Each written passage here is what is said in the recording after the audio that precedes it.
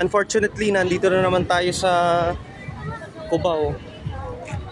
After mag-viral nung TikTok video ko kagabi, tingnan natin kung ano yung pagbabago dito ngayon. Kita lang natin tong mukha ko. May nakita na ako MMDA kanina eh. May MMDA kanina eh. Saan na yung nagpunta? Ay, ayun, dumiretso dun. Doon naka-uniform. Kasi nandun yung opisina nila doon sa kabila eh. Ayan o, may MMDA. Ayan o, may MMDA doon. Yan. Ito naman yung paakyat from Mercury Drug. Ito yung Mercury Drug. So hindi ako pwedeng tumawid dyan ngayon kasi mayroon nagbabantay. Bawal mag jaywalking at mahuhuli tayo. Ayan, may mga nagbabantay dyan. Ayan o. No jaywalking, ang multa is 500 pesos. From Jollibee naman, ito yung may akyatan doon sa kabila. Tingnan natin.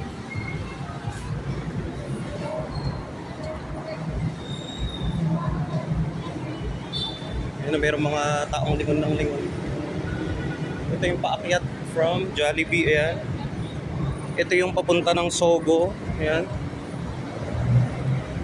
Ocular inspection lang natin. Akyat tayo guys. Good luck.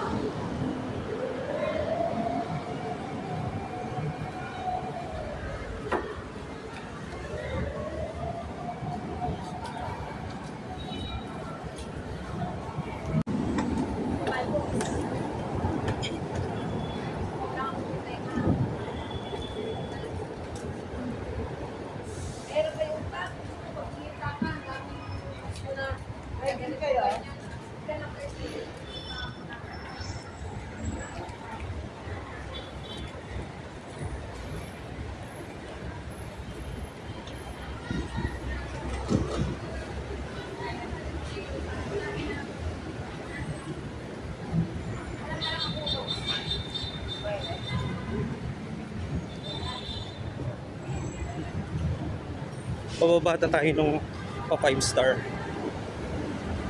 Ayun na, mabilis na mabilis sila akad. And sa likod mayroong sumusunod. Ayan.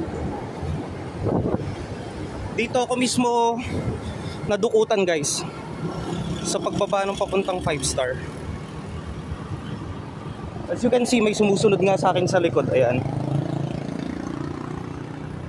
Ganyan ang senaryo dito.